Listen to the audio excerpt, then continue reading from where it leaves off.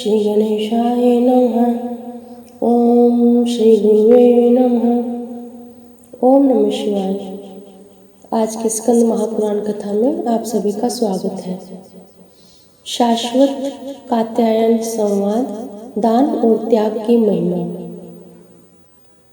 उग्रश्रवा मुनि बोले, तदंतर अर्जुन ने ब्राह्मणों से घिरे हुए देव पूजित नारद जी के समीप जाकर सबको पृथक पृथक प्रणाम किया। तब नारद जी ने उनसे कहा, धनंजय, तुम्हें शत्रुओं पर विजय प्राप्त हो। तुम्हारी बुद्धि धर्म, देवता और ब्राह्मणों की सेवा में लगी रहे। वीर, 12 वर्ष की यह लंबी यात्रा करते समय तुम्हें कोई कष्ट तो नहीं हुआ? जिसके हाथ पैर और मन भली भांति संयम में हो तथा जिसकी सभी क्रियाएं निर्विकार भाव से संपन्न होती हो, वही तीर्थ का पूरा फल प्राप्त करता है। यह बात तुम्हें अपने हृदय में धारण करनी चाहिए। तात, हम तुमसे क्या कहें? धर्मराज युधिष्ठिर जिसके भाई और भगवान कृष्ण जिसके मित्र हैं, उसे कोई क्या शिक्षा दे सकता है? तथापि यह उचित है कि ब्राह्मणों द्वारा मनुष्यों को शिक्षा मिले। भगवान विष्णु ने हमें धर्मगुरु के पद पर स्थापित किया है। ब्राह्मणों के प्रति श्री हरि ने जो उद्धार प्रकट किया है, उसे सुनो। जिसके सुधा के समान निर्मल यश को सुनना, उसमें गोते लगाना, चंडाल पर्यंत संपूर्ण जगत को तत्काल पवित्र कर देता है। मैं वह भगवान विष्णु जो बैकुंठ के नाम से प्रसिद्ध है, मुझे यह परम पवित्र कीर्ति आप जैसे उत्तम ब्राह्मणों से ही प्राप्त हुई है। अतः यदि मेरी बाह भी आप लोगों के प्रतिकूल चले तो मैं इसे काट दूंगा, और फिर औरों की तो बात ही क्या है। हे कुंती नंदन, मैं तुम्हें कुछ प्रिय समाचार सुनाता हूँ। तुम जिनकी कुशल चाहते हो, वे यदुवंशी और पांडव सब कुशल से हैं। इस समय राजा धृतराष्ट्र की आज्ञा से भीमसेन ने राजा वीरवर्मा को मार डाला है, जो कौरवों द्वारा को सदा संताप पहुंचाता था। जैसे पहले राजा बलि अत्यंत बलवान और अजय थे, उसी प्रकार राजा वीरवर्मा भी समस्त राजाओं के लिए अजय हो गया था। नारद की कही हुई ये बातें सुनकर अर्जुन को बड़ी प्रसन्नता हुई। वो बोले, हे मुने, जो ब्राह्मणों की इच्छा के अनुसार चलते और ब्राह्मणों का सदा आदर करते हैं, वे अकुशली कैसे हो सकते हैं? मैं सदा संयम नियम से रहकर तीर्थों में विचरता हुआ इस तीर्थ में आया हूँ। इससे मेरे हृदय में बड़ा आनंद है। तीर्थों का दर्शन धन्य है। उनमें स्नान करने का महत्व दर्शन से भी अधिक है, तथा उनके महात्म्य को सुनना दर्शन और स्नान से भी बढ़कर है। ऐसा शौर्य मुनि का कथन है। अतः मैं इस तीर्थ के गुणों को सुनना चाहता हूँ। नारद जी ने कहा, हे कुंती नंदन, तुम तो स्वयं गुणी हो, इसीलिए गुणों को पूछते हो। यह तुम्हारे लिए सर्वथा उचित ही है। गुणी पुरुषों में ही धर्म से उत्पन्न होने वाले गुणों को सुनने की इच्छा होनी संभव है। साधु पुरुषों की आयु प्रतिदिन धर्म की बातें सुनने तथा धर्म और ईश्वर के कीर्तन करने में ही बीतती है, परंतु पापात्मा पुरुषों की आयु सदा बुरी चर्चाएं करने में ही स्वयं नष्ट होती है। इसलिए मैं इस तीर्थ के जो बहुत से गुण हैं, उनका वर्णन करूंगा। अर्जुन, पहले की बात है, मैं कपिल जी के पीछे पीछे तीनों लोकों में विचरता हुआ एक दिन ब्रह्मलोक में गया। वहां मैंने लोक पितामह ब्रह्मा जी का दर्शन किया और उन्हें प्रणाम करके कपिल देव जी के साथ प्रसन्नता पूर्वक बैठा। ब्रह्मा जी ने स्नेह पूर्वक दृष्टि से मेरी ओर देखकर मानो मेरा स्वागत किया। इसी समय वहां कुछ ब्राह्मण पधारे, जो सदा जगत की स्थिति देखने के लिए लोकहित के उद्देश्य से भ्रमण करते रहते हैं। वे भी जब प्रणाम करके बैठ गए, तब पितामह ने अपनी अमृतमयी दिव्य दृष्टि से देखकर उन्हें आनंद मग्न करते हुए पूछा, ब्राह्मणों, तुमने कहाँ कहाँ भ्रमण किया है? क्या क्या देखा अथवा सुना है? यदि कहीं कोई अद्भुत बात हो तो बताओ। उनके इस प्रकार पूछने पर वे सुशर्वा नाम वाले ब्राह्मण ब्रह्मा जी को मस्तक झुकाकर इस प्रकार बोले, भगवान सर्वज्ञ प्रभु के सामने किसी बात का विज्ञापन करना वैसे ही है जैसे सूर्य के आगे दीपक दिखाना। फिर भी पुण्य के लिए आपने हमसे कुछ कहने की आज्ञा दी है, इसलिए अवश्य कुछ निवेदन करना उचित है। कात्यायन नाम के एक मुनि थे जिन्होंने बहुत से धर्मों का श्रवण करके उनका सार तत्व जानने की इच्छा से एक अंगूठे के बल पर खड़े होकर 100 वर्ष तक तपस्या की। तदंतर दिव्य आकाशवाणी हुई, कात्यायन तुम पवित्र नदी सरस्वती के तट पर जाकर सारस्वत मुनि से पूछो। सारस्वत मुनि धर्म के तत्व को जानने वाले हैं, वे तुम्हारे सारभूत धर्म का उपदेश करेंगे। यह सुनकर मुनिवर कात्यायन मुनिश्रेष्ठ सारस्वत के पास गए और भूमि पर मस्तक रखकर उन्हें प्रणाम करके अपने मन की शंका इस प्रकार पूछने लगे। महर्षि, कोई सत्य की प्रशंसा करते हैं, कुछ लोग तप और सोचाचार की महिमा गाते हैं, कोई सांख्य ज्ञान की सराहना करते हैं, कुछ अन्य लोग योग को महत्व देते हैं, कोई क्षमा को श्रेष्ठ बतलाते हैं, कोई इंद्रिय संयम और सरलता को तो कोई मौन को सर्वश्रेष्ठ कहते हैं, कोई शास्त्रों के स्वाध्याय की तो कोई सम्यक ज्ञान की प्रशंसा करते हैं, कोई वैराग्य को उत्तम बताते हैं तो कुछ लोग अग्निष्ठोम आदि यज्ञ कर्म को श्रेष्ठ मानते हैं।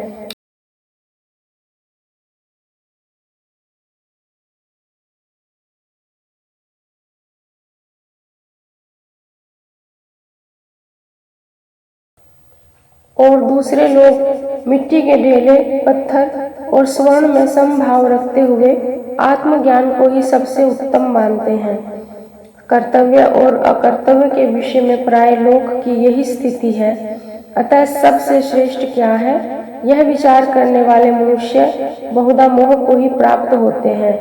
मुने, आप सर्वज्ञ हैं। ऊपर बताए हुए कार्यों में जो सर्वोत्तम महात्मा पुरुषों के द्वारा भी अनुष्ठान करने योग्य तथा सब पुरुषार्थों का साधक हो, वह मुझे बताने की कृपा करें।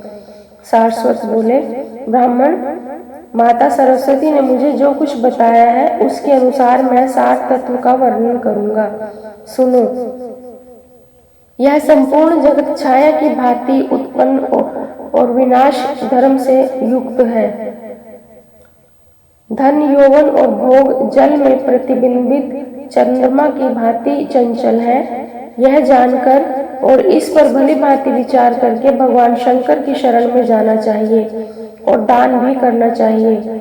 किसी भी मनुष्य को कदापि पाप नहीं करना चाहिए, यह वेद की आज्ञा है। श्रुति यह भी कहती है कि महादेव जी का भक्त जन्म और मृत्यु के बंधन में नहीं पड़ता। पूर्व काल में सावर्णी मुनि ने जो 2 गाथाएं गान की हैं, उन्हें सुनो। भगवान धर्म का नाम वृष है और वे ही जिनके वाहन हैं, उन महादेव की यदि पूजा की जाती है तो यही सबसे महान धर्म कहा गया है, जिसमें दुख रूपी भंवर उठता है और अज्ञानमय प्रवाह बहता रहता है। धर्म और अधर्म ही जिसके जल है, जो क्रोध रूपी कीचड़ से युक्त है तथा जिसमें मद रूपी ग्रह का निवास होता है, जहाँ लोभ रूपी बुलबुले उठते रहते हैं। अभिमान ही जिसकी पाताल तक पहुँचने वाली गहराई है। सत्व गुण रूपी जहाज जिसकी शोभा बढ़ाता है। ऐसे सार समुद्र में डूबने वाले जीवों को केवल भगवान शंकर ही पार लगाते हैं। दान, सदाचार, व्रत, सत्य और प्रिय वचन, उत्तम कीर्ति, धर्म पालन तथा आयु पर्यंत दूसरों का उपकार, इन सार वस्तुओं का इस असार शरीर से उपार्जन करना चाहिए। राग हो तो धर्म में, चिंता हो तो शास्त्र की, व्यसन हो तो दान का, ये सभी बातें उत्तम हैं। इन सब के साथ यदि विषयों के प्रति वैराग्य भी हो तो समझना चाहिए कि मैंने जन्म का फल पा लिया। इस भारतवर्ष में मनुष्य का शरीर जो सदा टिकने वाला नहीं है, पाकर जो अपना कल्याण नहीं कर लेता, उसे दीर्घ काल तक के लिए अपने आत्मा को धोखे में डाल दिया है। देवता और असुर सबके लिए मनुष्य योनि में जन्म लेने का सौभाग्य अत्यंत दुर्लभ है। उसे पाकर ऐसा प्रयत्न करना चाहिए जिससे कि नरक में न जाना पड़े। यह मानव शरीर सर्व साधन का मूल है तथा सर्व पुरुषार्थों को सिद्ध करने वाला है। यदि तुम लाभ उठाने के ही प्रयासों में रहते हो तो इस मूल की यत्नपूर्वक रक्षा करो।